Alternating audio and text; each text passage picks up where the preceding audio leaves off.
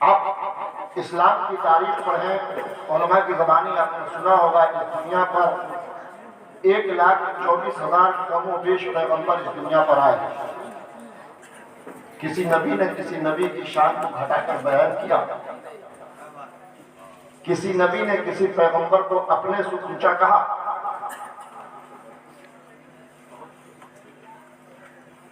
کسی نبی نے کسی نبی کو اپنے سے کمتر نہیں کہا۔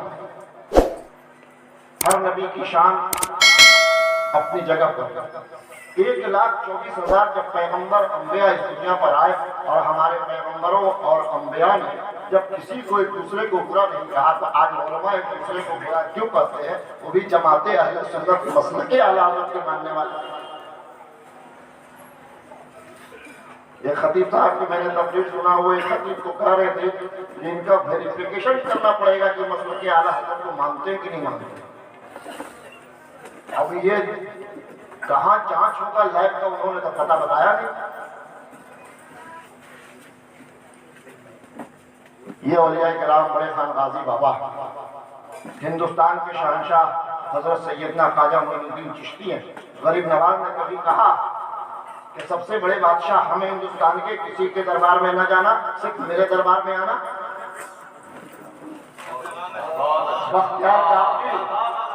بختیار کاکڑی نے کبھی نہیں کہا کہ صرف میرے پاس آنا، ہم سب سے بڑے بزرگ ہیں، ہم با کرامت بزرگ ہیں، ہمارے اندر وہ طاقت ہے کہ ہم ایک نظر اٹھاتے ہیں تو درختوں کا پتا زمین پر چلا آتا ہے، اور پھر ایک نظر اس کیلوں کے پتے پر ڈالتے ہیں تو وہ درختوں پر لگ جاتا ہے۔ صرف آنا تو میرے دربار میں آنا، بڑے خان غازی بابا کے یہاں نہ جانا، مودی شاہ بابا کے یہاں نہ جانا، نظام الدین اولیاء کے یہاں نہ جانا۔ کسی کتاب میں لکھا ہوا ہے کسی ولی کا کسی ولی سے جھگڑا ہوا ہو؟ اسی لیے کہا جاتا ہے کہ ولیوں سے جڑے رہو گے تو ایمان سلامت رہے گا۔ ابھی چند طلبہ یہاں سے اٹھ کر گئے، ان کو بھیجا ہی اسی کے لیے جاتا ہے کہ آپ آگے کی صف میں بیٹھو گے، جب تمہارا من پسند شاعر پڑھ کر بیٹھ جائے تو اٹھ کے چلے آنا، ورنہ جمال الدین قادری کی سن لو گے تو نسیم سرکار کے ماننے والے ہو جاؤ گے۔ اب مدارس میں پڑھائی کہاں ہو رہی ہے؟ ایک دوسرے کے خلاف بچوں کو سکھایا جا رہا ہے۔ آپ ولیوں کو دیکھ لیا، انبیاء کا دیکھ لیا، ہندوستان کی جو مستند خانقاہیں ہیں کیا ایک دوسرے سے جھگڑ رہی ہیں؟ ہندوستان کی جتنی بھی مستند خانقاہیں ہیں کیا ان کے سجادہ نشین ایک دوسرے سے کبھی جھگڑ رہے ہیں؟ آپ نے کسی خانقاہ کے سجادہ نشین کو سنا کہ ہماری خانقاہ سب سے اعلیٰ ہے، وہ خانقاہ ابتر ہے؟ نہیں سنا۔ ماہرہ مطالعہ ہو، امجد شریف ہو، اور بھی دیگر خانقاہیں، کوئی ایک دوسرے کے خلاف کبھی نہیں لڑی، لیکن ہم لڑ رہے۔ وجہ کیا ہے؟ پروگرام کم ہو گیا یا لوگ ایک دوسرے کے ماننے والے ہو گئے؟ ہمیں اس بات کا خیال رکھنا چاہیے کہ ہم جو کام کر رہے ہیں اسٹیج پر، وہ سارا کا سارا ہمارا کام یا ایکٹیویٹی جو ہے وہ کیمرے کے اندر قید ہو رہی ہے، اور اس پر برا اثر عوام پہ پڑ رہا ہے کہ وہ اب مانے تو کس کی مانے؟ حیدرآباد والے کی مانے کہ کلکتہ والے کی مانے؟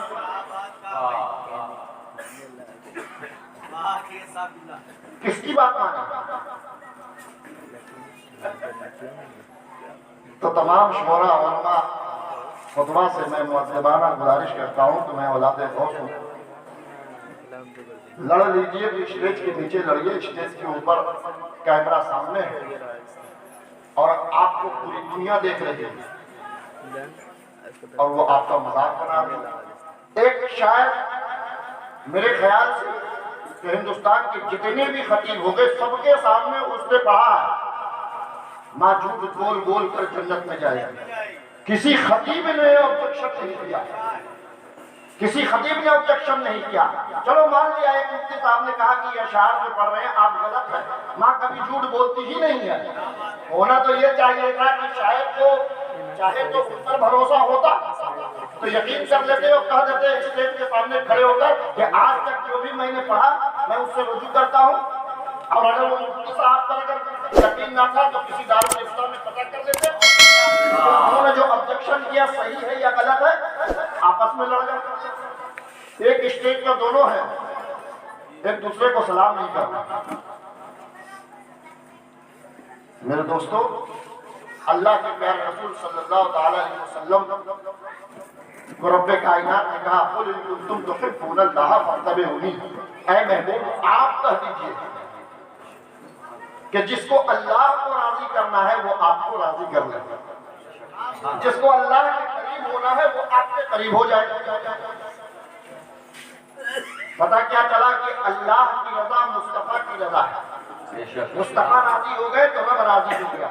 اللہ کا قرب اگر حاصل کرنا ہے تو مصطفیٰ کے قریب ہو جاؤ، اگر جنت میں جانے کا راستہ اگر کلیئر کرنا ہے تو مصطفیٰ کے قریب ہو جاؤ۔ اور میرے آقا نے کہہ دیا الحسن منی وانا من الحسین، میں حسین سے ہوں، حسین مجھ سے ہے۔ رب نے مصطفیٰ سے کہا کہ آپ اپنی امت کو کہہ دیجئے کہ وہ آپ سے محبت کرے تو ہم راضی ہو جائیں گے۔ میرے آقا نے کہا کہ حسین سے محبت کرو ہم راضی ہو جائیں گے، میرے خاندان والوں کے قریب ہو جاؤ ہم تمہارے قریب ہو جائیں گے۔ امام حسین نے غوث اعظم کے اوپر ذمہ داری ڈال دی کہ اے لوگوں تم غوث اعظم کو راضی کر لو گے تو ہم راضی ہو جائیں گے۔ غوث اعظم نے کہہ دیا کہ جو میرے خاندان والے کو راضی کر لے گا ہم اس سے راضی ہو جائیں گے، ہم اس سے راضی ہو جائیں گے۔ پتہ کیا چلا کہ ان اہل بیت کو آپ کو راضی رکھنا ہے تو جنت میں جانے کی سند آپ کو آسانی سے مل جائے گی، اور اگر اہل بیت سے آپ نے نفرت کر لیا تو پہلا دروازہ غوث اعظم کا ہو سکتا ہے آپ وہیں رک جائیں۔ اللہ کے پیارے رسول صلی اللہ علیہ وسلم نے ارشاد فرمایا اپنے صحابہ سے کہ تم سے زیادہ ہم سے محبت میری وہ امت کرے گی جب ہم اس دنیا سے چلے جائیں گے، تب جو امت ہوگی وہ ہم سے زیادہ محبت کرے گی۔ صحابہ نے پوچھا یا رسول اللہ وہ امت جو آپ کے بعد آئے گی ہم سے زیادہ محبت کرے گی؟ ہاں یا رسول اللہ ہم آپ سے محبت زیادہ نہیں کرتے۔ میرے آقا نے کہا کرتے ہو لیکن تمہاری محبت میں اور آنے والی امت کی محبت میں فرق ہے۔ تم نے میرے معجزات کو دیکھنے کے بعد ہم سے محبت کرنا شروع کیا، تم نے درختوں کو چل کر آتے ہوئے میرے پاس دیکھا تو ہم سے محبت کرنا شروع کر دیا، تم نے کنکر کو کلمہ پڑھتے ہوئے سنا تو تم نے ہم سے محبت کرنا شروع کر دیا، تم نے آج سورج کو پلٹتے ہوئے دیکھا تو ہم سے محبت کرنا شروع کر دیا، تم نے چاند کو دو ٹکڑے ہوتے ہوئے دیکھا تو ہم سے محبت کرنا شروع کر دیا، تم نے جانوروں کو میرے قریب آ کر سجدہ کرتے ہوئے دیکھا تو تم ہم سے محبت کرنا شروع کر دیا۔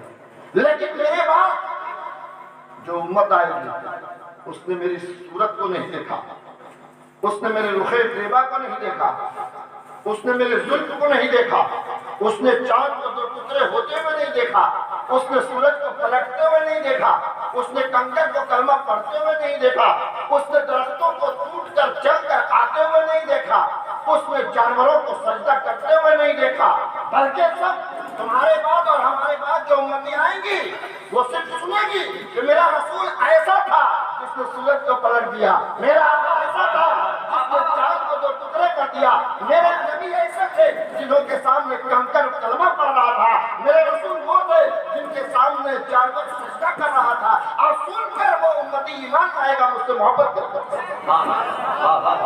آپ خوش نصیب ہو، آپ خوش نصیب ہو کہ آپ امت محمدیہ میں پیدا ہوئے، اور آپ کے نبی کہہ رہے ہیں کہ آپ رسول اللہ سے ان صحابہ سے زیادہ محبت کرتے ہو جو دیکھ کر مصطفیٰ سے محبت کرتے ہیں، وہ مصطفیٰ کے معجزات کو دیکھ کر محبت کرتے ہیں، اور ہم لوگوں نے بھی دیکھے محبت کرنا شروع کر دیا۔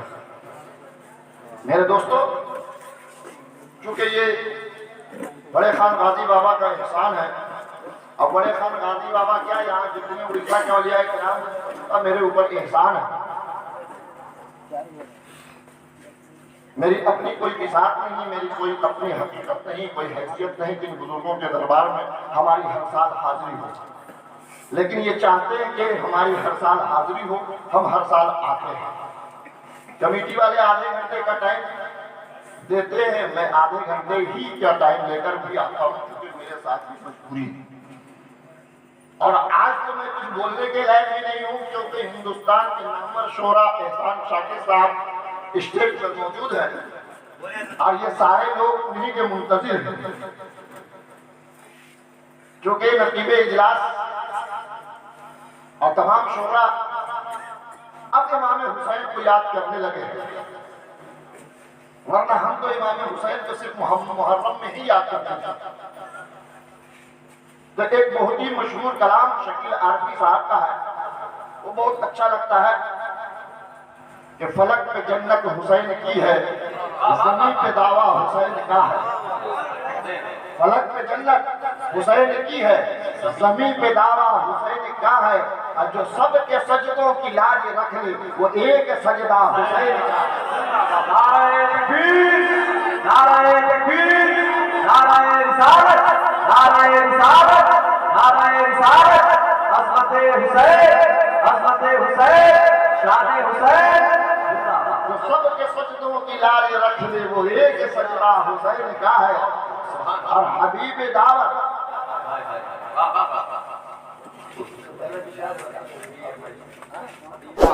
حبیب دعوت شفیع محشر جو ہے وہ نانا حسین کا ہے۔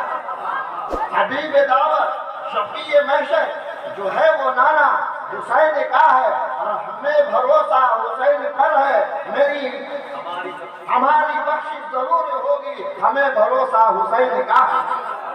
ہماری بخشش ضرور ہوگی، ہمیں بھروسہ حسین کا ہے، اور جہاں سے جنت کی سرحدیں ہیں، جہاں سے جنت کی سرحدیں ہیں وہیں سے میدان کربلا ہے۔